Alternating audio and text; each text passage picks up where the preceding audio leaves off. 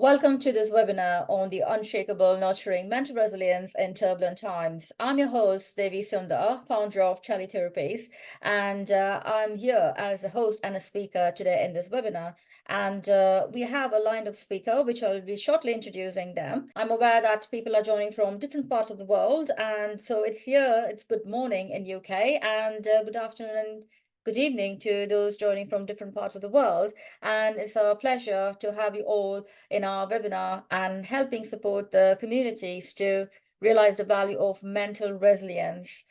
Before I could jump into the webinar, small housekeeping tips. Please hold the questions until end of each session of the speaker session, and do put in your questions in the comments box so the speakers who have completed their session can respond to your questions. And we do respond to questions after the webinar, so please do put into the YouTube channel, Breathe Thrive with Devi, and it is the channel where the webinar is live, so you can put on the questions later after the webinar if you have missed the chance to join the webinar.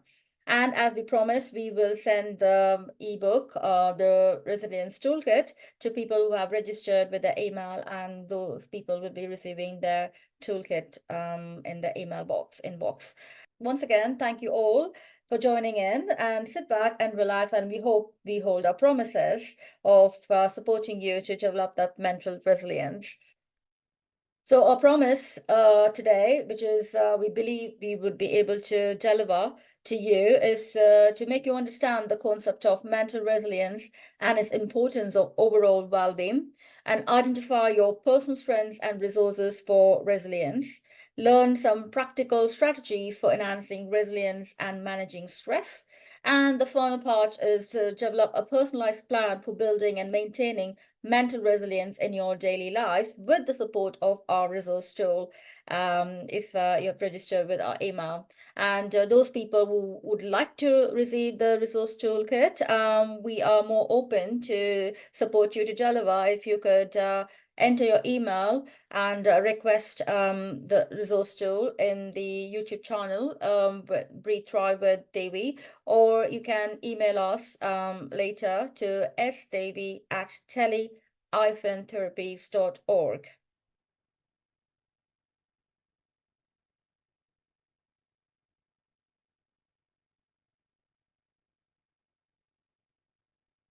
So now let's take a peek into our lined up speakers who are here allocating their time and also investing their energy in putting together some presentation for this mental resilience topic. So the first speaker is myself, Devi Sundar, and I'm a psychotherapist and a respiratory physiotherapist and a founder of Tele-Therapies and Breathe Thrive. I have over 20 years of experience in clinical research and higher education teaching, and I'm a fellow of higher education. And today, I'm more willing to cover the topics as listed, to give you an introduction to mental resilience and to recognize the resilience factors, and also to help you to understand how to do cognitive reframing and some practical strategies for enhancing resilience. Our next speaker, following me, Beata Kaminska, is going to take up the stage, and she is a mental performance coach and a sports scientist, and she has over 4 years of experience in mental performance coaching, and she is a research assistant at Harvard University, and her aim is mainly to help young people mental performance. And today she is more willing to cover the topic on coping with challenges and adversity. Following Beata, Camilla is going to take up the stage, and she is a massage therapist and owner of Ken Bicky Holistic Therapy, and she has over 15 years of experience in the massage therapy and diverse forms of massage therapy, and her aim is to help people to regain their full health. And a topic is today, she's willing to cover self-care and well-being practices. And our next speaker after Camilla is Michael Earl. It's my pleasure to have him here, and he's a well-being consultant and speaker and a mental health practitioner with over 23 years of experience in social care, well-being and mental health profession. And today he's more willing to cover the topic of cultivating resilience. So without any further ado, I'm going to jump into my part, and here I am. The first slide, as it shows here, understanding resilience. So what is mental resilience? So, in a simple term, to put it in, mental resilience is nothing but a mental toughness in psychological world. It is a psychological strength and adaptability that allows an individual to effectively cope with any stresses, challenges, or adversities in their life, or even the trauma. And so, resilience is a positive adaptation after a stressful or adverse situation. Imagine an oak tree, and oak tree can withstand any number of challenges, especially the wind, the adverse climatic situations. And but still, it has a greater flexibility to bend with the hard wind, but it still is not for breaking. The branches are not broken, so it is actually able to root itself strongly. And this is equivalent to people rooting themselves inside their values and positive beliefs helps them to bounce back from the adversity, stressful situations. So why resilience we are talking today, and what's its importance in our everyday life? Especially in our everyday life, we all have experience of ups and downs. Yeah. For example, from a work environment or from a home, personal relationships, or from a global pandemic, we all went through a lot of challenges, and related to challenges are our emotions, and emotions then portrays our behavior to ourselves and our beliefs about ourselves, and also about others and our relationship with others. So resilience can also assist people in coping with their chronic illnesses, like post-traumatic stress disorders, cancer diagnosis, or chronic respiratory disease, rheumatoid arthritis, etc. And more than this, there are many other chronic illnesses where people suffer with pain, embarrassment. For example, for tuberculosis, people have a lot of huge stigma around tuberculosis, which is slowly broken down, but still in certain groups and cultures, there is stigma existing. So resilience is something that you can bounce back both physically, mentally, and also emotionally from those challenges and stresses, and feel yourself and value grounded. So what resilience looks like, as that would have answered by my previous slide, it is about based on your own perspective. By this, I mean it based on own belief system, the culture you've grown up, the value system you've been brought up. And so it's different from when you look into through a biomedical model or cognitive behavioral construct or a social cultural construct. So, how resilience contributes to your overall wellness is, if we talk about resilience, it is about bouncing back from the challenges, adversities, and stressful situation. So, thinking back that, what happens when you're faced with challenges? You feel negative, you feel low in yourself, you have anxiety, you have depression, and those are all actually impacting your immune system and overall mental clarity, and you're more confused, not able to feel that you're grounded in yourself or in the community. So, if you have a stronger mental resilience, it is about better emotional intelligence, becoming aware of yourself, your emotions, your needs, and also becoming aware of others' emotions and needs. And once your emotional intelligence is better, then you would be in a more mental clarity to make better decisions and more creative and increase your productivity and forge deeper connections, meaningful connections, and that will then lead to opportunities for growth and overall improved physical vitality. So we have seen about the wellness concept of resilience. So what happens in when you're impacted with stress or adversity? So is this also would actually answer a question of, is resilience a process or a trait? Why some people are able to bounce back and why some people are not able to bounce back from the adversity or stressful situations. It is again coming down to how they are seeing the perspectives, and the perspectives is related to their beliefs, the negative beliefs and thoughts, and positive beliefs and thoughts. So whichever you choose leads to your stronger mental resilience. If you're choosing your positive beliefs and thoughts. Picked up from the Ray Williams experiment. He actually categorized three group of people, how people respond when stress adverse situation they face in their life. The first category of people respond with anger or aggression. And the second category of people will become overwhelmed and then shut down. And the third category of people feel the emotion about the situation and appropriately handle the emotion.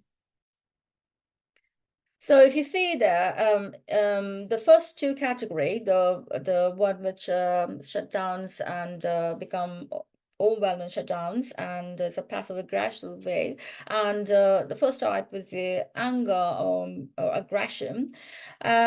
Those are all because of the negative emotion or the negative thought process they hold in themselves, and they choose to hold on to the negative thought process. However, the third category of group of people choose to hold on to change the negative to positive thoughts and beliefs. And so they are able to cope well, bounce back from the adversity, and they are looking with a mental clarity for a solution. So William believes that the resilience can be aided by a supportive environment, social environment, especially their families, the communities and schools, and also good social policies. So the answer for the question, is resilience a process or a trait? Resilience is a process. Resilience is the integrated adaptation of physical, mental, and spiritual aspects to circumstances. And it is a coherent sense of self that is able to maintain a normative developmental task that occur at various stages of life. Now, let's look into the connection between resilience and our well-being. So resilience helps us to have a physical vitality, I mentioned already in earlier slides. So the impact of stress or adverse situation have a long-term effect on our wellnesses. For example, if you're having anxiety, you're triggering that sympathetic nervous system that increases your hormonal imbalance, increase cortisol and adrenaline, which then impacts on the immune system. And it impacts the physical health. And there are a lot of chronic illnesses, non-communicable illnesses like cardiovascular disease, some chronic pain, the immune dysfunctions. That is as a result of this chronic stressors that have not been handled well because of lack of mental resilience, which by that I mean lack of flexibility to change from a negative thinking pattern to a positive thinking pattern, and learn from failures and approach the growth. Yeah, so let's look into the research evidence. A survey conducted by Everyday Health with Hawaii State University found that 83% of Americans believed they had a high levels of emotional and mental resilience. However, only 57% of them scored as resilient on the Everyday Health Assessment of Resilience.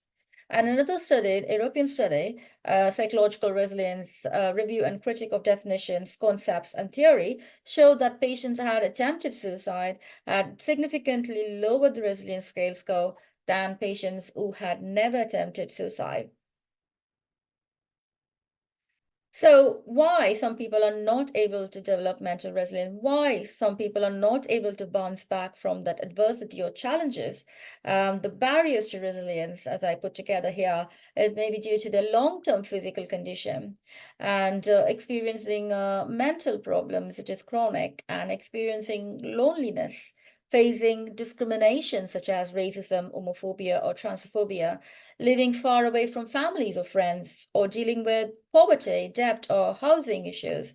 And there are many more. For example, living in an unsafe place or living in unsafe relationships. Those are all the barriers to resilience. So how do you recognize the resilience factor? The first thing is to identify your personal strength. Resilience begins with self-awareness, your unique talents, your skills, your quality that you carried through your past challenges. For example, if someone is demotivating by insulting you or picking on you, remaining calm under pressure and focused on the solution, empathizing with that the person is holding a negative thought process and trying to look into what is the solution, and learning from whatever being told and what you need to be modifying. What is your part there to modify, and what is their part to modify as well? So if the situation becomes toxic, removing yourself from the toxic situation will be a good, wiser solution for you, because you are not here to change others. You are able to change your emotions and grow from your beliefs and values, how a person you want to be successful in your life. Secondly, leveraging your resources for resilience. Resilience doesn't exist in isolation. So as humans are social animals, we need connections and relationships to thrive. And we need the supportive connections to pat your back and say that you're doing well, to pat your back and say that they are there for you if you're facing some challenges, so that you are able to realize with those supportive triggers that the value what you can bring to the community and to others from yourself. So consider the networks and tools an opportunity, which is supportive relationship or mentorship or some educational resources. For example, you're here today present for the webinar to how to build mental resilience, and also to reaching out the community resources. Those are some of the tips where you can leverage resilience resources for resilience. So now let's look into cognitive reframing. Some of the practical tips for cognitive reframing is, as I earlier mentioned, resilience, barriers for resilience is people are holding on to their negative thoughts. So the first thing is to challenge your negative thoughts. Replace your negative self-talk with a positive affirmation, visualization, journaling that promotes positive thinking and rewire your neural pathways. And secondly, fostering a growth mindset, cultivating a mindset of curiosity, resilience, and perseverance in the face of setbacks. And thirdly, building a resilience through cognitive shifts. Like we all have this ability to manipulate our feelings. So why don't we actually think of manipulating our feelings to bring out the positive thinking and positive belief from ourselves for a positive growth? Once you are able to think in a positive way, you're going to be automatically able to deliver positive things to people around you. So reframing setbacks as temporary hurdles rather than insurmountable amount of obstacles. So some of the practical strategies which I would like to share today to enhance your resilience are mindfulness and relaxation exercises. Um, Mindfulness and relaxation exercises, most people are now moving towards holistic well-being. So this is not a new concept, I'm telling you, but this can actually be helpful for those who are not yet stepped into that path of mindfulness and relaxation. And also as a reminder for people who, as a pat in the back, that they're doing the great help for themselves. So mindfulness meditation or deep breathing or progressive muscle relaxation are highly valuable tools that help you to become aware of yourself, aware of your beliefs, aware of your values. Yeah. And if you're rooted in those things, the negative thought patterns are automatically transmitted to a positive way of thinking. And in those moments of quietness or silence, you are able to sense the feelings of or thoughts that's running through your mind, the clouds of thoughts. We all have more than 7,000 thoughts in a day, and most of them seem to be negative to some point, and we have little positive thoughts. And even if there is a negative thoughts and positive thoughts, little positive thoughts, we automatically jump into the negative thought process and devalue ourselves at the end of the day, which then goes into a mental burnout and a lack of sleep. And many people suffer with insomnia and imposter syndromes. So it is a process where you can train your mind and remind your mind your values, and you are a potential human by doing the mindfulness and relaxation exercises. The secondly, the effective time management and prioritization. What I mean here is so breaking tasks into chunks and prioritizing, which is very important for yourself and to others, based on the urgencies, and using some scheduling. For example, scheduling your self-care activities. The first thing in the morning would help you to regulate your emotions throughout your day. Healthy lifestyle habits, we all know, balanced diet and exercise and a good quality of sleep is very important for every individual to function on a daily basis, both our mind and our body to drive through our life journey. And setting boundaries, especially setting boundaries with ourselves, becoming aware of what is your limits is the first thing so that you're able to say that no if someone is actually overloading or over expecting from you. And also trying to seek support when you feel that your limits are lower and but you wanted to learn, you're curious to learn, or you're curious to help others and seeking support how you can help or how they can help to build your value in your work or in your personal life. And finally, the practicing gratitude and positive thinking, especially in terms of gratitude, is very, very important tool and a valuable tool that helps you to rewire and erase the traumatic parts in your mind, which has registered from the traumatic events, and translate into more positive neural pathways. It is about feeling grateful, having a plethora of blessings that I'm living here today, and many people don't have the opportunity to live in the world. I'm having a small house, or I'm having a small apartment, and I'm having a daily food, or being grateful for those things which seem to be small, but those are bigger things when you're comparing yourself with other people who don't have those. So being grateful, the comparison in this manner is going to help you to feel you have been blessed with plethora of things in your life. And that will lead to a positive thinking and help you to grow and find solutions for challenges in your life. Coming to the end of my session, I would like to leave with one question. Is resilience a process or trait? By this presentation, I hope so you have the answer. And if you have the answer, please do type in the comment section, and I'd be happy that my message has been received by you. Now, I would give the floor to Beata Kaminska, who's a mental performance coach. She's going to talk about coping with challenges and adversity. Speaking to, what kind of email did you receive? And then go back. So, okay, what brought me here? And then if you have to, usually you do, take another step back. Okay, but what brought me here? And another step back. What brought me here?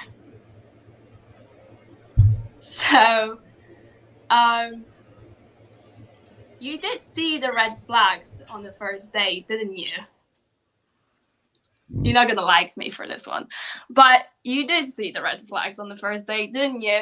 You didn't really like your boss on the first day of your job as well, didn't you? Yeah, we saw things, we felt things, and we either decided to ignore it, do something which wasn't the best. What was it? what brought me here. And I know we don't like to think about it. We don't like to think about it. We don't like to analyze. I wanted to put here on the presentation analyze, but I was like, oh no, this is a horrible word. You're not gonna like me for this. So, but yeah, we need to sometimes analyze our setbacks, unfortunately. And what am I gonna do about it next time? Very, very important. If I'd say this is one of the most important things. So number 2, write yourself down or remember it. One of the most important things. Use an elite sport as well. Use in business. I can't stress this enough. Okay, moving on. Third person perspective. Sounds pretty straightforward because it is. We are caught up in emotions. If something happens, we are emotional. You know, last time I received an angry email from a person at my university, and I was just like, oh, I wish I could do better. I wish I wasn't in that situation. I wish I didn't let people down. And I wasn't in the moment where I could speak to that person. And thankfully, because I probably wouldn't make the best decision at that time. So what I advise to my clients and what I use in my life is third person perspective, which is sometimes underestimated by many. It's actually seeking the answer, maybe not seeking the answer, but almost just supporting your answer with someone who is not as involved in the situation, who is not emotionally attached to it. So, you know, if you had a fight with your dad, it's not the best to seek answer from your mom because, you know, they're quite connected. So seeking the answer or not seeking the advice from someone who's not as connected to the situation or to a person, extremely crucial and extremely important and very valuable. But who is that person? A very important question as well, because we need to think about who is actually someone who has my best interest. And we think everyone does. I'll challenge that. I'll actually stick in one more tool for you in here, just as we're talking about it. You can write 5 people, just like how do I describe this? Put your hand on the paper instead of like draw your hand, and then in every finger, please write down the people who are the closest to you, your closest circle, your inner circle. And please think about whether those people are lifting you up or actually putting you down.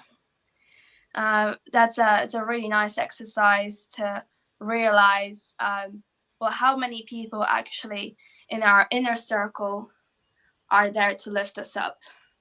Because there is that theme that's quite popular now, that we are who the 5 people of our inner circle is. But yes, we become very much aligned with our inner circle. But that's another one I just wanted to stick in. But third person perspective, very, very important. Another one, pitch. Okay, so this is an exercise. I hope you guys have a piece of paper with you, something to write on. I'll give you a few seconds. Give you literally 5 seconds. So run now, because we're gonna do a little exercise. I'm gonna ask you 4 questions, and you're gonna have 10 seconds to answer each question. So just write down your answers. So the first part I was talking about, from 1 to 3, are actually the analysis and the hard part. Okay. the bottom list, 4, 5, and 6, are very much focused on your confidence and what you're doing about it. So I hope you guys are ready. I've got 4 questions for you. You've got 10 seconds to answer each question. All right?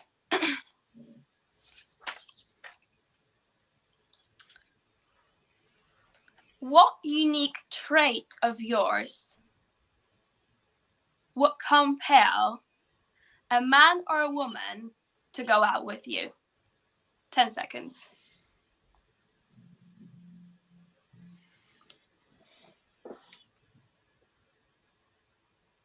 Okay, stop. What unique trait of yours would compel a client to have a first meeting with you? 10 seconds. Write as many as you can, as many as you can.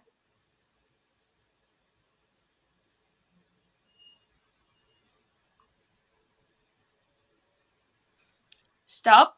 What unique trait of yours would compel your child to do what you ask them to do? 10 seconds. It's a hard one, isn't it? I push you. Okay, stop. What unique trait of yours would compel a sponsor to support your new project? 10 seconds.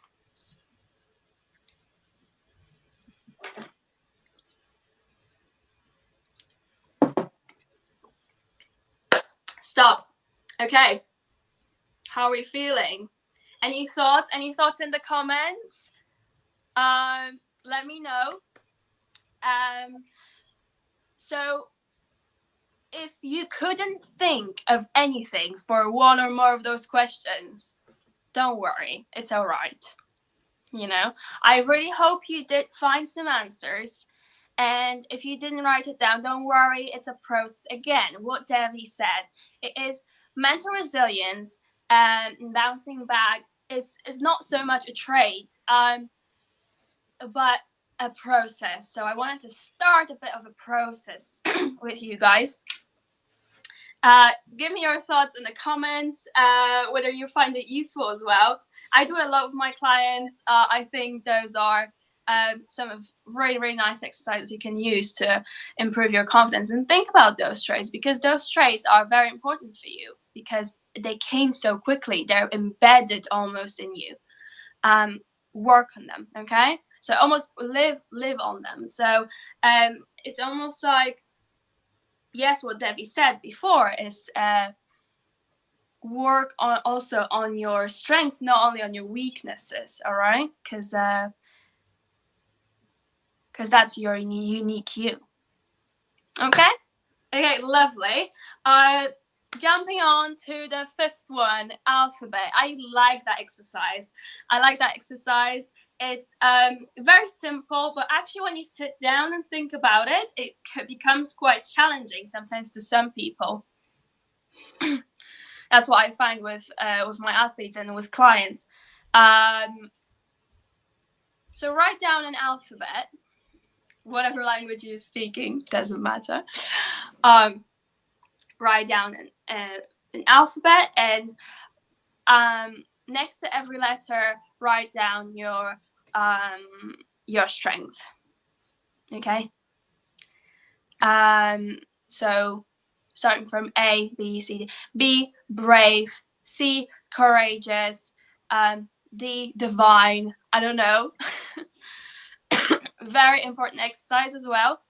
You can make this, you can even stick it on the wall and sometimes read it. You can read it every day. If this comes hard to you to finish the alphabet, okay, we don't have time maybe for you to do this now, but I wanted to leave you with those tools so you can do them later. So if this exercise comes difficult for you to finish, stick it on the wall and read it every day.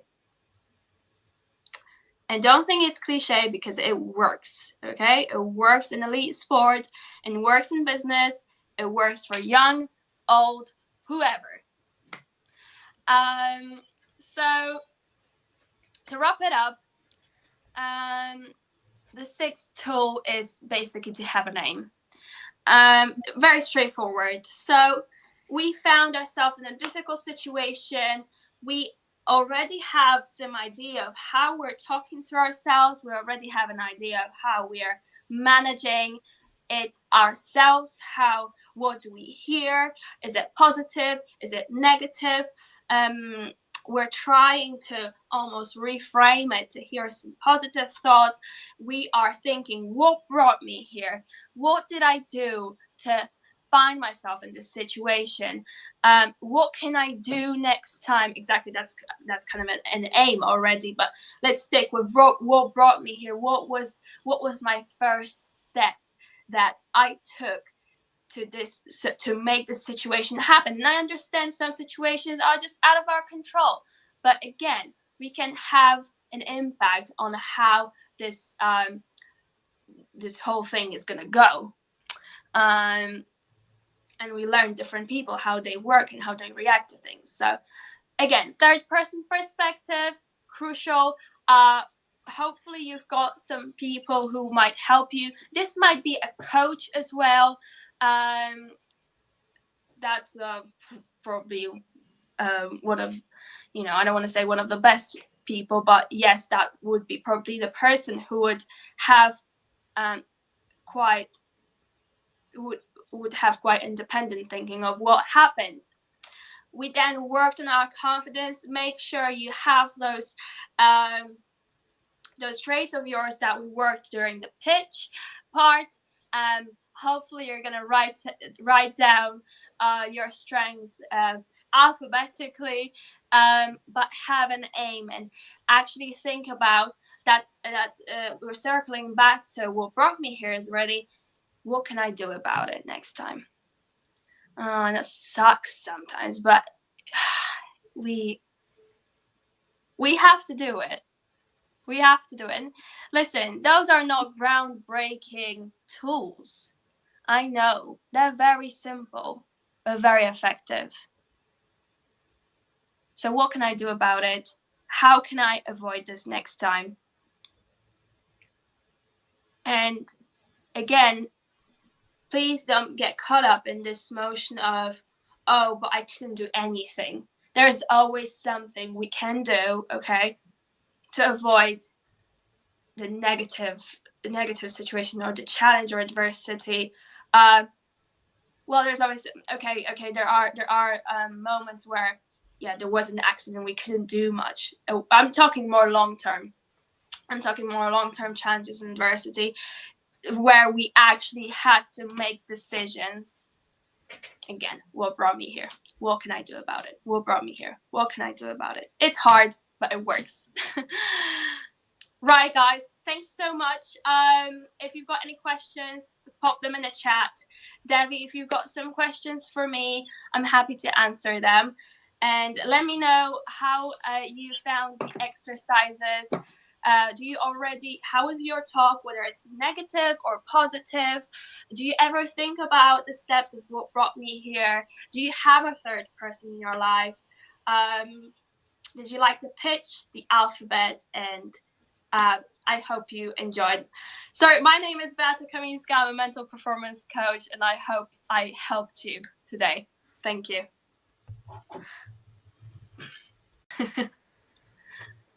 Thank you, Beata, for that interesting presentation. And the questions, what you put as an exercise, it's really interesting. But we're waiting to hear from people about the response. We can wait, and you can wait behind the stages. And if there is any response in the comment box, you can respond to the people if you wanted to add any questions. And from me, there's no questions, but I would like to apologize that the starting point of the show was not live in the YouTube, what I was talking, but it's recorded. So I would inform our people, viewers, and also signed up for the webinar that the recorded version would be updated to this webinar and posted. And thank you, Beata. And now I'm going to invite I'm going to remove you from the stage and invite Camilla to the stage. Thank you for your presentation. Okay. Now, Welcome, Camilla. So the floor is all yours in another few seconds, and I'm having the pleasure to invite you to this particular topic about the self-care, and we're waiting to hear what you're going to say to us. Yeah, and I'll remove my self over to the stage. Thank you. Hello, welcome everybody. I would like to give you a taste of benefits of massage therapy and treatments. In my 15 years of experience as a massage therapist, I found that we are so busy working hard to provide for ourselves and our family that we not often think about our own needs to be healthy, balanced, and in control of our life. The general perception of massage treatment is a one-off luxury treat that we won't even have thought about in our busy lifestyle. We have them when we are on holiday, in a spa retreat. We receive vouchers from loved ones for birthday and Christmas. Normally, massage is not on the list of priorities in our life. That changes when we get so stressed that our muscles are so tense, what causes headaches, back pain from posture problems, sleeping issues, appearance of first symptoms of anxiety and depression. We do try to use over-the-counter painkillers, thinking that that will help and try to get on with our day. Only when those fail, we remember that there are persons like myself that can help in alleviating physical symptoms of all the above. Okay, am I right? Is it the way you see massage yourself? Can you let us know in the comments what is your perception of massage in your life? That would be really helpful. All the years of my career, I have seen persons for all sorts of ailments. They come to me saying, I don't know what to do. Can you help me, please? Then I have consultation to establish what is that they come to me with. And we start by getting to know each other and their issues and address them step by step. Unfortunately, when we are in a position, one treatment won't fix the issue as some clients expect. To get to the point, sometimes there is a long time of ignoring the symptoms that with time become disruptive in our life. Hence, we look for help in alternative ways. Funny thing. Male clients are very keen to hitting the problems with the proverbial hammer and get rid of it in one go, not understanding that it takes a similar time to address the problem as it did to acquire it. Female clients are opposite to that. Did you know that their body is similar to, wait for it, a car that you do look after? Service it, change filters, oil, etc., to make sure it works well and doesn't break. Our body is like a car too, in some ways. The older we are, the more we need care and ways of staying healthy, mobile, and independent. It requires more than just filling the tank and driving. Massage is one of the pieces of the well-being puzzle that will help us going for longer. But we have to start somewhere. I see first improvements in my clients already after the first treatment.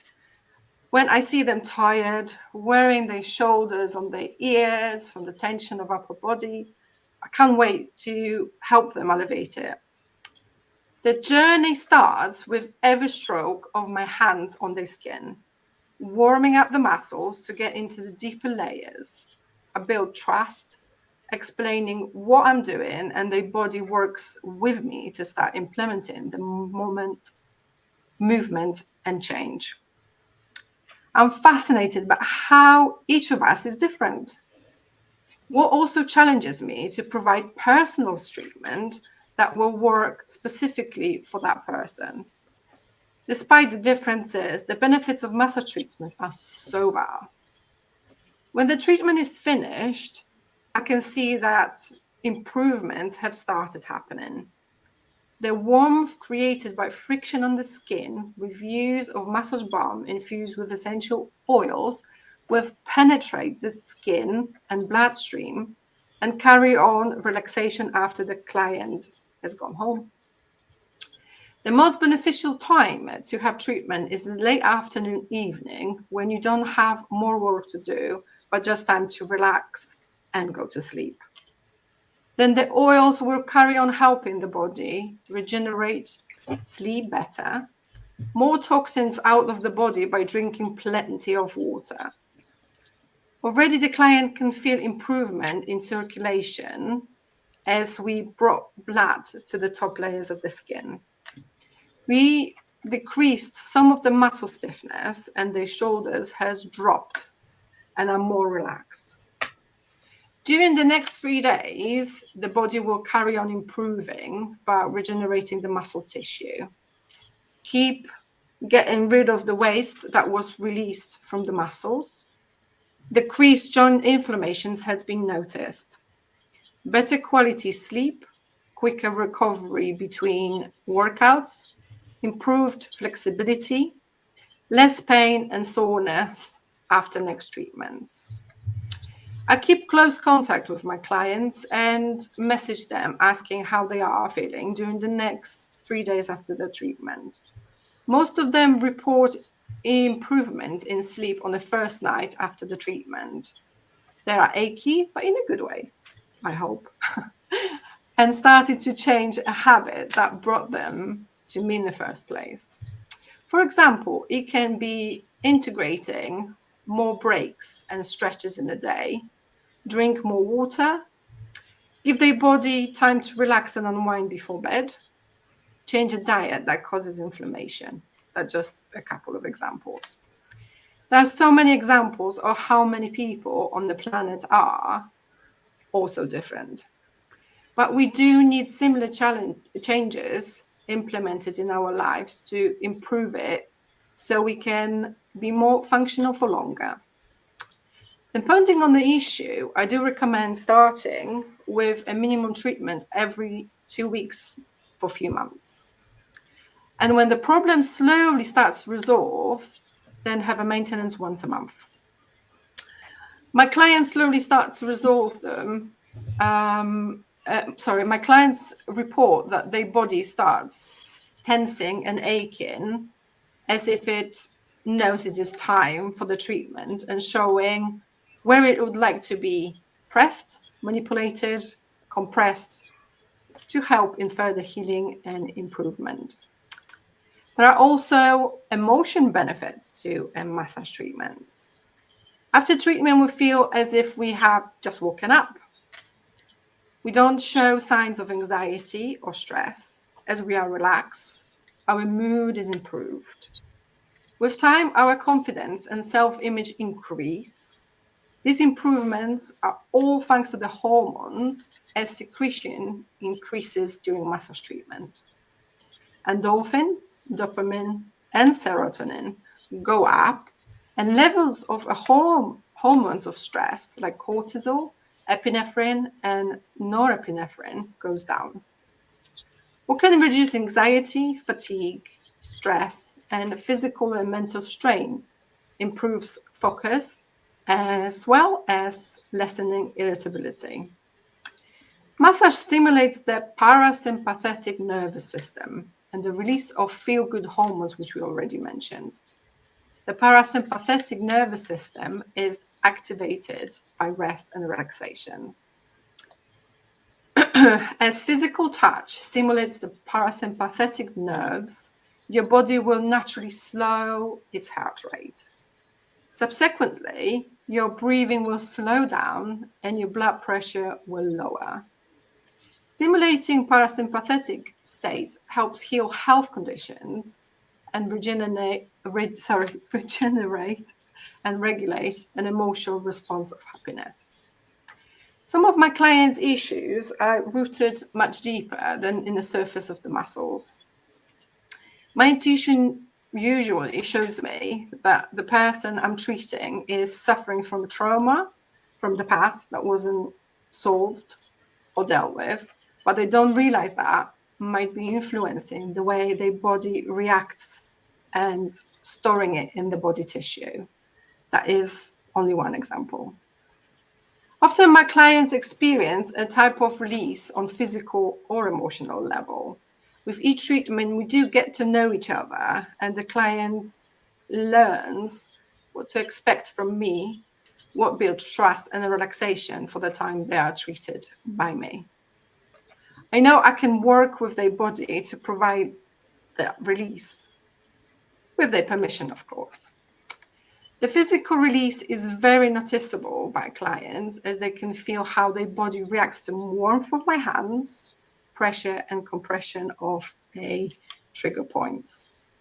They can hear it pop when the pocket of lactic acid is released from the muscle tissue to the bloodstream in the process.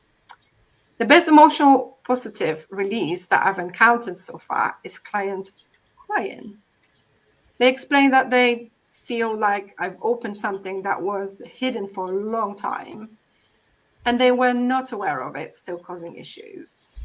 That, combined with conversation to get to the bottom of it, does make a difference to their lives. At that point, I assess if they need to help from a different practitioner to carry on the journey to release and dealing with the surfaced issues. There are also persons that cry but don't know why, which intrigues them, and with next treatments, they discover the reason, what helps us to carry on healing on spiritual and physical levels. Massage treatment is only a part of many tools that can be used to help with modern world issues like lack of resilience, affecting a body and mind that we are dealing with daily. So the question is, in this situation, in the topic that we are talking about today, resilience, is a massage really worth it? I would say, I think yes. Massage therapy is safe and effective for people of all ages. It's not only a feel-good way to indulge or pamper yourself, it's a powerful tool to help you manage change of your health and well-being, and whether that you have a specific health condition or are looking for a stress reliever. Thank you very much for listening, and I hope you took something out of that. And I've changed a little bit of your mind on the topic of massage treatments and help in your resilience. So back to you, Devi. Thank you, Camilla. And that is actually an in-depth explanation with a touching kind of description in a very poetic manner. It's like hearing a story there.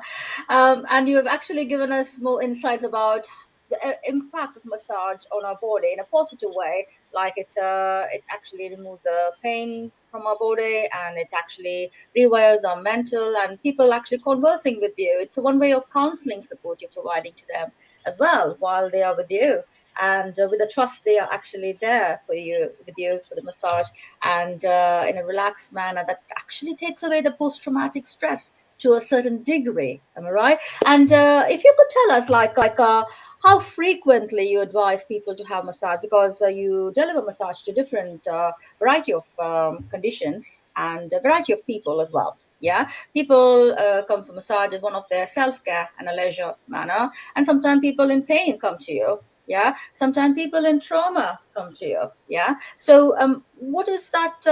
I understand there's no defined version of number of sets of massage, and I'm actually not actually having an affiliate marketing done here for your massage therapy anyway, but just to give the audience a feel how frequently, if they could go for massage, it's one of the self-care, it's one of the respect they're paying to their body. Yeah, so how would you advice? Is a big question, but it's actually in a way that I wanted to convey to people, like the importance of massage. And if you could come out from your side, how frequently you would advise people to have massage? As you mentioned, it all depends what is the issues. If it's issue that we can work on and is something very minor, I would say for twice a month to start off with, which is a minor thing. And then obviously each treatment, we see how the person is improving, if it's improving at all. And then just once a month to just keep it maintained and make sure that we keep on top of it. And then obviously talk to them about stretching, about exercising, changing the diet, or many other things that people open up to me after first treatment. Is they're a little bit nervous, comprehensive, and they don't really want, or maybe they don't really know what's the issue. And then when I ask them questions while we do the medical form, and I find out about their health, about their mental health. And then it's, sometimes when the head is in the cradle, they do open up and then come up with different things. And that helps me, obviously, to make the treatment very personal to them. And then I know what to do next. Or, as I mentioned in the talk, like yourself, go in collaboration with different therapists on different manners. If it's anxiety or depression, or they need some kind of other help, then I do obviously refer them to people that I do trust, and they get help. So that's why I call myself holistic therapy. So I don't just do a massage treatment. I do try to answer their needs on spiritual, maybe not, but maybe mental and sort of physical level. So I hope I achieve that. Thank you. Thank you for actually sharing about the frequency of massage and what connection, a meaningful connection you build with your clients, and remaining more confidential and trustful as well at the same time. Yeah. Thank you, Camilla. And I would remove from the stage now, and you can sit back. And any questions in the comment box, please do respond to audience. So, yeah, great. So now, viewers, I'm going to welcome our next speaker with pleasure, Mr. Michael Earl, international speaker and a well-being consultant. And thank you, Michael, for taking your time and being present with us here. My pleasure. Thank you very much, Devi. And all the previous speakers have gone ahead, have been amazing. So I've got 20 minutes. So I'm just looking at the clock now, right, 20 past 12. I just want to check that I can get everything fitted in. Fantastic. Yeah. Brilliant. Thank you. And I'll give the floor to you. And just to mention the topic, don't be in a pressure. And we are looking forward for what are the plans for cultivating the resilience for us. And wait to hear that. Thank you very much. Fantastic. And will you be doing the slides for me? Yeah, I'm going to share. Okay. Oh, thank you very much. Thank you. Great. Well, hello, everybody. Thank you for joining us. My name is Michael Earl. My career background is social care. So I was a social worker for 15 years. And now I work as a mental health practitioner, and I run my own wellbeing consultancy. So we've got 20 minutes, and I'm going to get straight into it and look at how we can cultivate resilience, because the other speakers have talked about really good tools that we can use. So I'm going to try and introduce you to some practices that we can use to cultivate your resilience. Now, the first slide that we can see, it's about always taking your lunch break. And I'm going to explain that title, and then you'll see why that's really important as I go through my talk.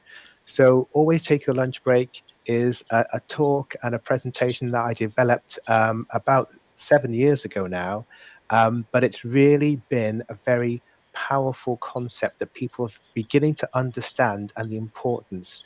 And it's about self-care. So the always take your lunch break title is about self-care. And people say, why is it always called to always take your lunch break? And it's because it's a practice that myself as a professional always do. And there is actual research to show that taking a lunch break in the middle of your working day is actually beneficial for you. It actually improves your productivity. So contrary to some people's beliefs and some understandings that, you shouldn't take a lunch break and you should just work through your lunch, that is actually counterproductive. If you go through your working day without taking a break somewhere in the middle, your productivity actually dips and you get less productive because you haven't taken a break.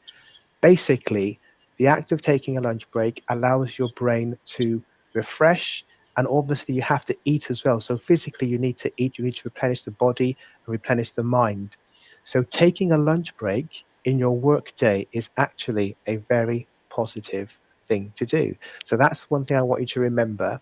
The other thing that I want you to remember as we're talking about cultivating resilience is that I very much specialize on well-being, and hopefully at the end of the presentation, if you don't take away anything else, I'd like you to really focus on making your well-being a non-negotiable priority, and I will talk about that a little bit more as we go through this presentation. So we're looking about cultivating resilience. Can I have the next slide, please, Debbie? Slide number 2.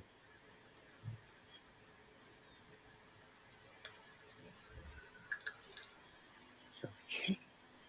Right, so the second slide, it should say, good information is like glue. It only works if you apply it. And the reason I've mentioned that is because we're going to get a lot of, or we've had a lot of information. There's going to be more information coming, but it really doesn't make any sense if you're not going to apply it. So, really want to encourage you to make notes if you're making some notes or taking some hints and tips from the speakers. Slide number 2, which is the good information one. That is really, really important because you need to take the information that is relevant for yourself, because we're all on a different part of our journey, on our well-being journey and cultivating our resilience. So you need to apply some of the information that you've taken in today. Otherwise, it really doesn't make any sense. And so that was slide number 2, Debbie. No Sorry, Michael, just That's we all have right. some very slow internet connection and the slides, Okay, and apologies for that. that's all right. I just came on the slide on the That's, stage. Yeah, I'm sorry to interrupt your session. no, that's Just okay. actually trying to check here whether you can actually. That's,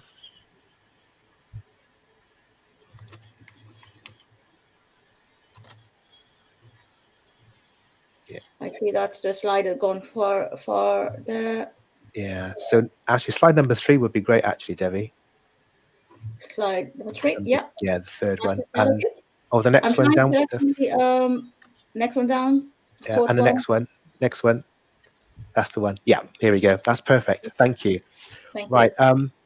Now I'm going to talk about the 5 ways of well-being because they're really important. Now, the 5 ways of well-being, you may or may not have heard of them. If you haven't, I'm going to explain where they come from. Now, this was developed in 2008 by the New Economics Foundation, and they were brought in by the UK government in 2008 to put together a set of strategies to help people look after their well-being. So this is something that was brought in by the government, and it's really, really very, very positive because they're looking at how can we get people to use everyday things, everyday practices to help build their resilience and look after their well-being. And what they came up with is this word, which is clang, which is CLANG. And if you break down each of the letters for that word, it actually describes one of the practices of the 5 ways of well-being. And I'm going to share that with you now because I use this a lot with a lot of my clients, a lot of the organizations that I speak to, and it really resonates with them. So, number 1 is connect. So when we talk about connecting, we're talking about connecting with our friends and family. We've all experienced the pandemic and we know how difficult that was. And one of the reasons why it was so difficult was because of the isolation, the actually incurred isolation. We couldn't go out, we couldn't connect with people, and people's mental health suffered during the pandemic. And one of the main reasons for the suffering was the disconnection, the disconnect. We couldn't physically go out and meet each other. So connecting is a really powerful part of building our well-being and looking after ourselves. So C for connect is the first part of the 5 ways of well-being. Now, L is the second one for learn or learning. And by learning, we don't just mean studying. We don't mean just getting an education. Learning can be a way of developing new methods or ways, for example, of going to your workplace. So instead of driving the constant route that you always go, try to find another pathway, another way of getting there, or maybe in your local area. If you're used to driving, don't drive. Actually, get out and walk around your local area and find out and discover some new places in your local area. So it's about learning new things, not just academics, maybe learning to bake or to sing, joining a choir. So keeping the brain active by learning something new is another way of building your well-being and cultivating your resilience. A is for active, and that stands for activity, exercise. Again, it's proven a lot of research about the benefits of physical exercise on your mental health. Um, Exercising can actually reduce anxiety and stress. So that physical exercise actually not only benefits your body, but it benefits your mind as well. And these are tools that you can use every day. And when I say exercising, it doesn't mean you have to go to the gym. You might want to go for a walk in your local area. Some people like to swim. It's any type of activity that raises your heart rate and allows you to sweat a little bit. So physical activity is very, very important for improving and increasing your cultivating your resilience, because we're talking about cultivating resilience, so it's building about it. Because Devi talked about what it is, what resilience is. What we're doing today is looking at the tools you can use to build and cultivate that resilience. So N is for notice. And by notice, we mean looking around your everyday surroundings, just being a little bit more attentive to what's around you. Because again, sometimes we can go through our day and all we're focused in on going to work, coming home. This is about maybe, if you can, getting out into nature, going for a walk in a local green space, paying attention to the things around you, maybe your neighbors. Again, that goes with connecting, just saying hello to friends nearby, but noticing what's around you, because sometimes we're so busy getting on with our day, we don't take notice of the small things, the things that are around us.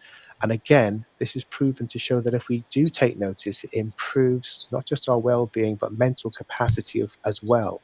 So noticing what's around us, being aware of your surroundings, is also another way that we can build our well-being and cultivate that resilience. And the last one on this slide is G for giving. So giving, again, research has shown, is a really positive way of boosting our immune system, interestingly, because it releases endorphins. When we give and help people, we get that positive feeling inside of us, and it triggers off positive mental feelings as well. So giving back to the community, you can be things like volunteering, or maybe giving to charity, or maybe giving some time to a neighbor to help a neighbor out. So that's a really nice way of giving. So all these practices are things that we can do to cultivate our resilience. Just going to go to the next slide, Devi. Right. I think that you actually talked about breath work, Devi, and we're actually going to do some right now. So this is a method called square breathing. And what square breathing is you breathe in for 4 seconds, you hold for 4 seconds, breathe out for 4 seconds, hold for 4 seconds, and you repeat again. Now, the benefits of square breathing is that you can actually reduce anxiety, reduces stress, and also reduces your heart rate. If your heart is racing, you can use this breathing method to actually bring down and lower your heart rate. So let's just do that now. It's really simple. You can do it sitting down, you can do it on the bus, in your car, if you're just waiting in a traffic jam. No one needs to actually know that you're doing it, because you can do it really, really easily. And let's just try it now. Okay, so try it with me. Breathe in for 4 seconds. Hold for 4 seconds. Breathe out for 4 seconds. Hold for 4 seconds. Breathe in for 4 seconds. Hold for 4 seconds. And breathe out for 4 seconds last time.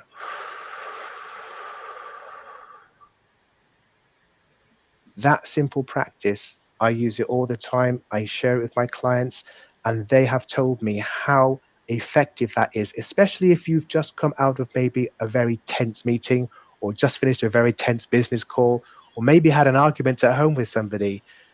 Do the square breathing method technique. It will help to lower the tension, reduce the heart rate, and cultivate your resilience. So these are everyday practices that you can do in your everyday life. You don't need a textbook, don't need special equipment. You can do this with all the equipment you have with your body and your mind. You can build and cultivate resilience. The next slide, Devi, is underneath. If you could pop onto that one for me, that'd be amazing.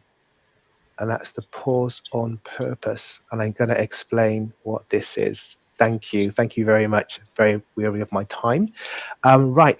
Pause on purpose is a practice that I have cultivated and I'm sharing with a lot of my clients. And I'm going to describe what this is about. Now, pause on purpose is about creating a space between the stimuli and your response, or a question and your response. Let's break it down even more. Okay. So the situation could go like this. Maybe you're in work, your boss comes along to you and says, "Oh, look, Michael, I've got this really urgent piece of work. I need you to do it now. Can you do it now for me? Just put everything aside and do it now." Now, our automatic response to this is to say, "Yes, I can do it. Let me get on with that for you. I'll take it on." But, and I'm sure a lot of you can identify with this, sometimes we do take on more work than we can actually handle. So, what the practice of pause on purpose is advising you to do is actually just to create a bit of space before you answer. So, you could say a phrase like, okay, just give me a chance to have a look at my diary so I can check what I'm doing at the moment and I'll get back to you and let you have your answer. Rather than jumping straight in, saying yes, overcommitting, and causing yourself unnecessary stress. Now, again, a lot of my clients have said that this has been an actual lifesaver because when they practice it, they actually see what answer they should be giving rather than just saying yes, yes, yes to everything that their boss or their job is demanding from them. Because if we do that, we can then be susceptible to burnout and overload, and then nothing gets done. And if you become sick because you've got too much to do and stress, then it's really, really not what we're looking for. So, pause on purpose, or POP, as I like to call it, allows you to create a little bit of space before you give your answer. And I actually did this last week. I had a situation where somebody offered me a really great job opportunity. And it sounded very exciting. And I almost said yes on the spot, but I said, hang on a minute, let me just go and talk to a few people, talk to family. And there was someone I needed to talk to discuss the situation. And I said, I'll get back to you. And I created a space before I gave my answer.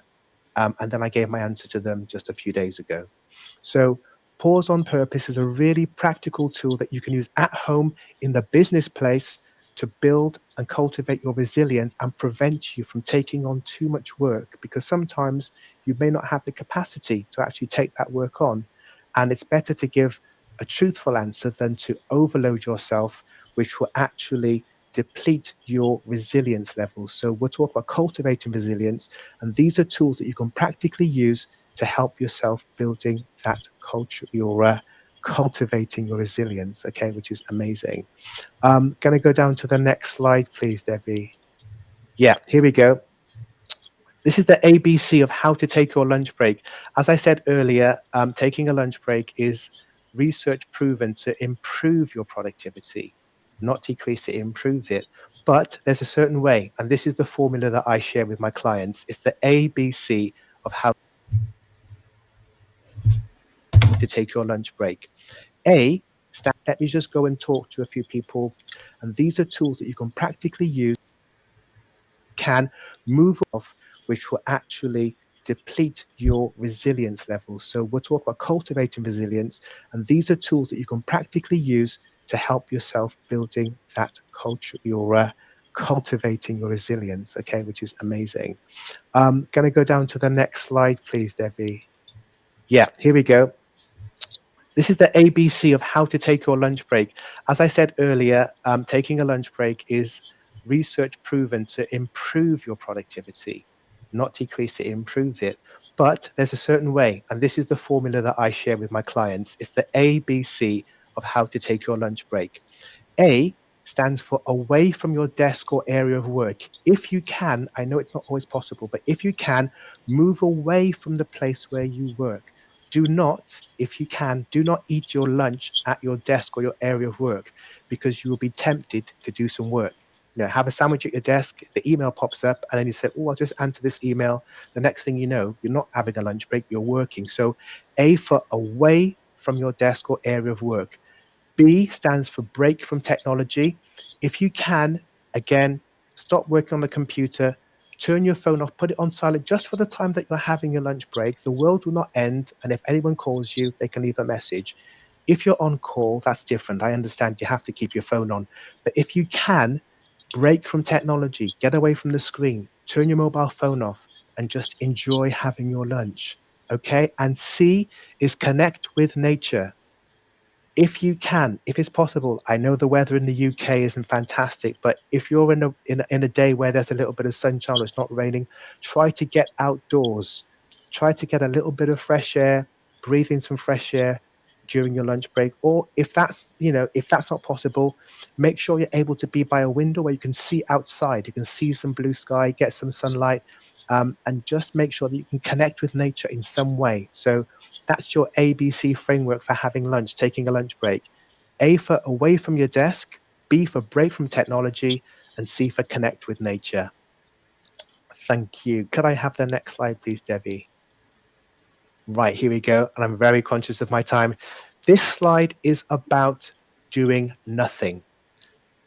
Michael, what are you talking about? I'm talking about doing nothing. We live in a very stressful world. We're always having demands put on us. But this phrase, which is dolce fa niente, it's an Italian phrase called the pleasure of doing nothing. Dolce fa niente. So we have to find times in our day where we can just switch off, do nothing, maybe read a book, relax, or as Camilla said, maybe go and book yourself a massage.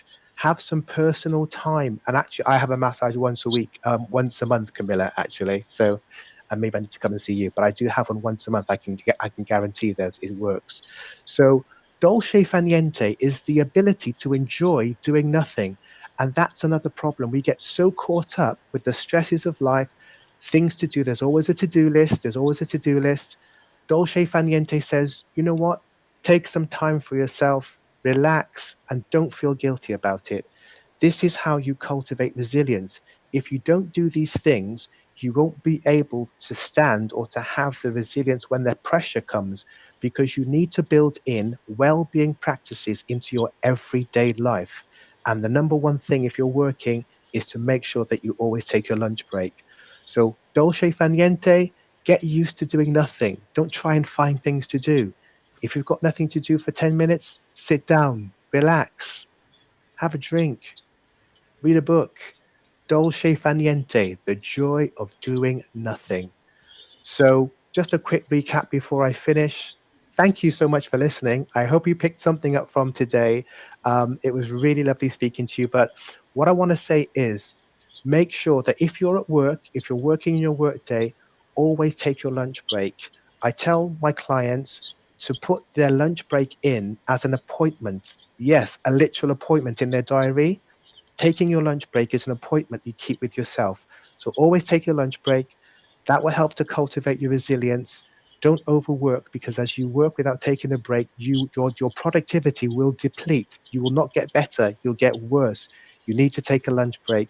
Thank you so much for listening. You've been amazing. And no time for feedback. We've got to get on to the next speaker. But I hope that you've taken at least a couple of things away.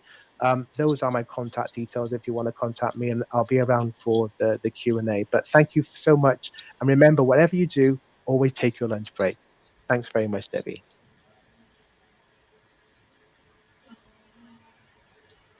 Oh, you're on mute. Oh, thank you for reminding that. Thank you. So, thank you, as I was mentioning earlier, for your time and also filling us with this valuable resources. And I like this square breathing, which you connected the mind and body together, and which is a very quick recovery point, which it is any number of times a reminder will be worth mentioning. And we have myself and yourself are mentioned frequently. So hopefully our audience are getting that. And also I like this pause on purpose, which is equivalent to setting self-boundaries for ourselves, isn't it? Like sometimes we are Absolutely. more compassionate, overly compassionate, that we put our down low and put others first, and we end up in a mental burnout. And that's thank you for that reminder. And I like that pause on purpose, POP. And you also mentioned the ABC at work, which is very much useful. And I myself actually have the lunch on my desk sometimes, and sometimes I go out. But it is a good reminder to have that. Yes, we have to be staying out of our desk space so that we realize the value of our self care. Yeah, thank you, Michael, for that. And I don't see any questions yet, but I would wait for the questions on this flow for the next 5 minutes, and I'd bring up all the speakers now.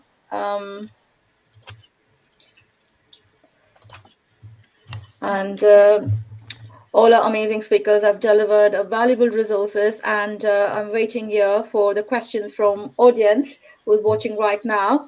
And while we are waiting on the flow, can Beata actually fill us with if someone is actually, especially the younger population, transition from the higher secondary to the university, the anxiety and kind of feeling like their self low or having a fear of success, what would you suggest for them as a mental resilience? Because they needed a lot of mental resilience to survive in that new environment of university.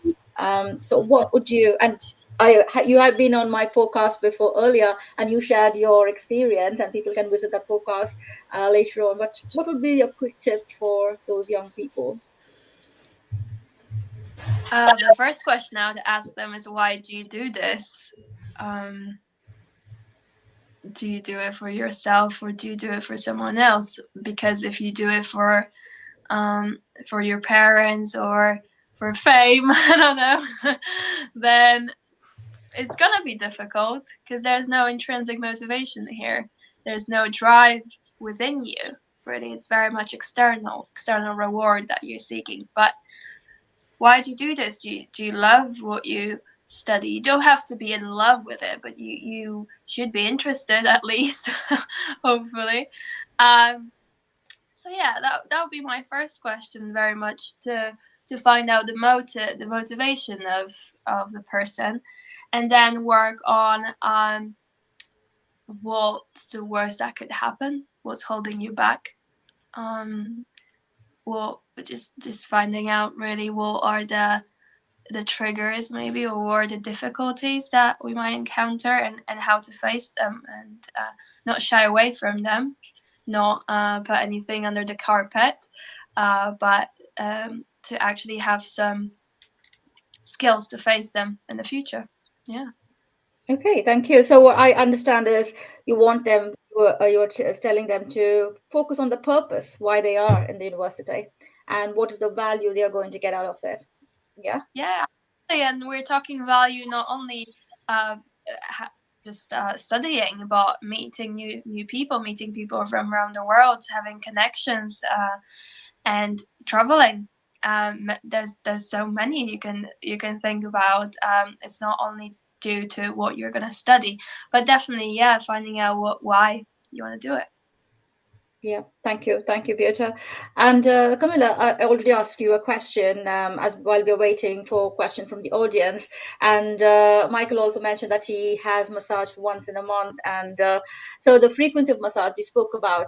In terms of as yourself as a human, like how do you protect yourself from some traumatic story? What you hear from people, how do you protect yourself? Because I'm to focus on your mental health. Yeah. So the self-care is very, very important. So how could you share that a little bit if you're comfortable?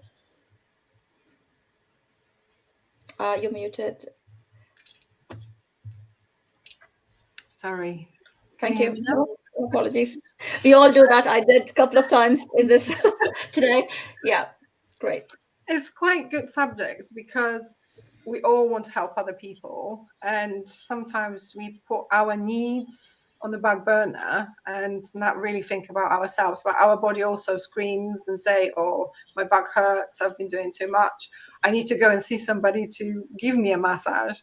But believe me, that is very, very difficult when you've been specializing in something, like for example myself in massage, and I go somewhere else and I say what I expect or what I need, and that doesn't happen, is quite gives a little bit of bad taste, if that's and it doesn't help me. It makes me more frustrated. So sometimes I do try to learn different techniques to help myself, like stretching. Regular stretching is very important.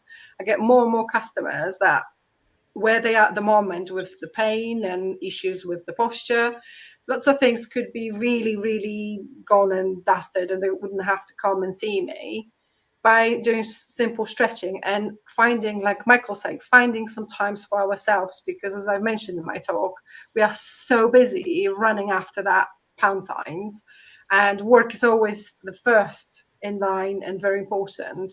But we do need to step back and say, okay, my body's telling me I can't sleep. What is the reason for that? Why my body hurts?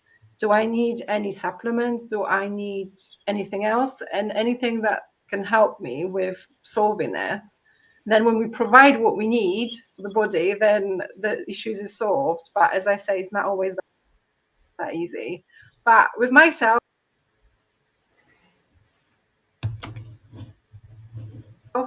I've got self, like stretching. Regular stretching is very important. I get more and more customers that where they are at the moment with the pain and issues with the posture, lots of things could be really, really gone and dusted, and they wouldn't have to come and see me by doing simple stretching and finding, like Michael said, finding some times for ourselves, because as I mentioned in my talk, we are so busy running after that pound signs, and work is always the first in line and very important. But we do need to step back and say, okay, my body's telling me I can't sleep. What is the reason for that? Why my body hurts? Do I need any supplements? Do I need anything else? And anything that can help me with solving this. Then when we provide what we need for the body, then the issues is solved. But as I say, it's not always that easy. But with myself, I've got a little helper, which is a massage chair cushion. Is my sort of lifesaver. And you would be really surprised, but I've got a walking stick that I use to massage myself with. So yeah, quite weird tools. That's a little tip for us, actually. Yeah, so you can have your self massage helper stick. Yeah, good. And apart from actually the massage part of it, like developing the mental resilience is like something which you believe internally. Yeah, and like as I mentioned earlier in my presentation, which didn't go live but it's recorded, I can actually share later on. So tools like posture affirmation, visualization, and expressing gratitude in journaling. Would you agree? Would both of you agree? And I see that Michael is missing on the stage. I might actually add him back on the stage. So would you three of you agree, like those kind of little activities should become a part of our daily life in order to understand our own self, our values, our belief system? Anyone can go first, whether Michael or Camilla or Beata. Absolutely. Yeah, definitely. And that's the whole point. Well-being is a daily practice. It's not something you do as a one-off. And that's what I try to tell my clients, that they need to build practices into their everyday lives. And if you're working, the simplest one is to take a lunch break. That's the starting point.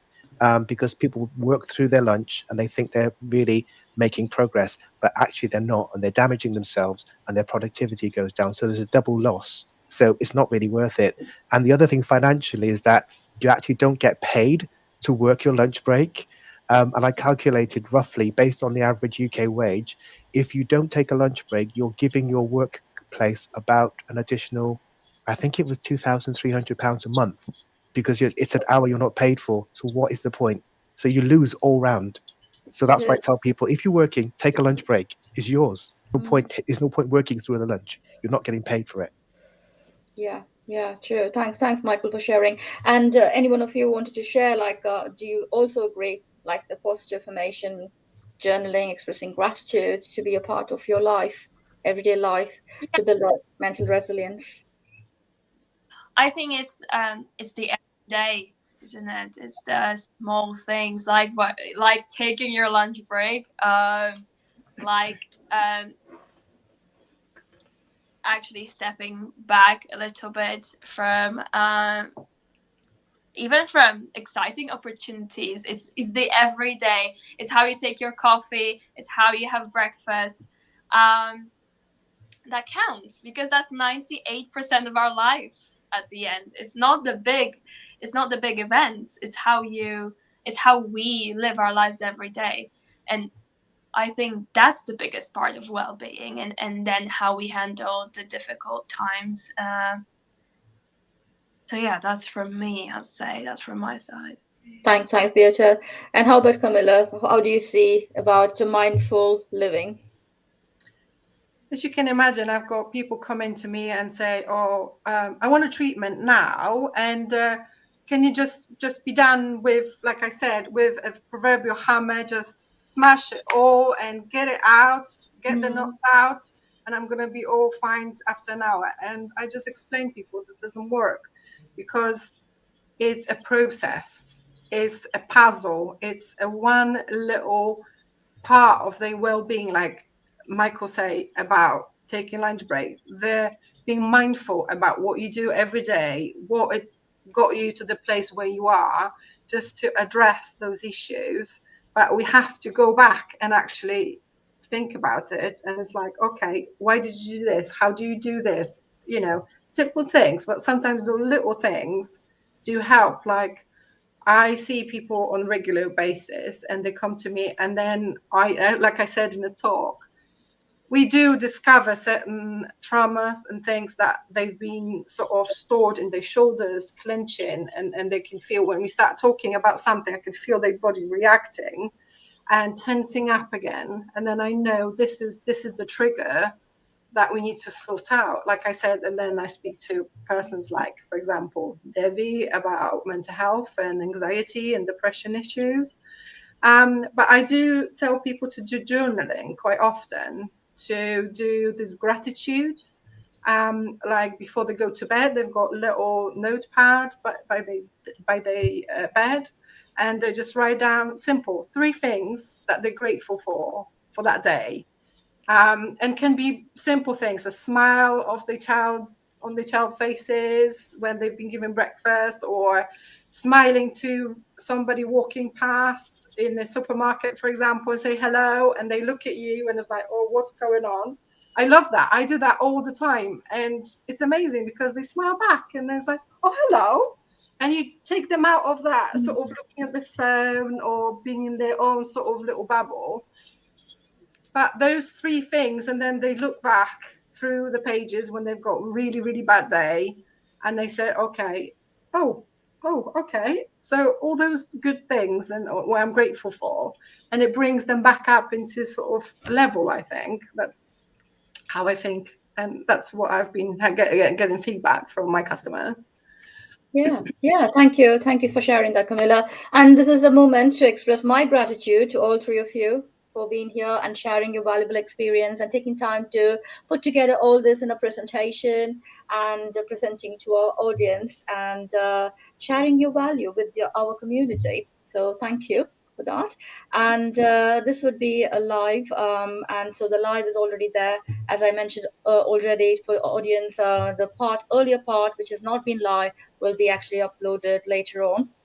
And as promised, we hold our promises for the free ebook, the Resilience Toolkit, and that will be emailed for people who have registered and whose email has been registered in the funnel. And thank you, everyone. And we will see in the next webinar. Thank you. Thank you. Thank you very much. Thanks.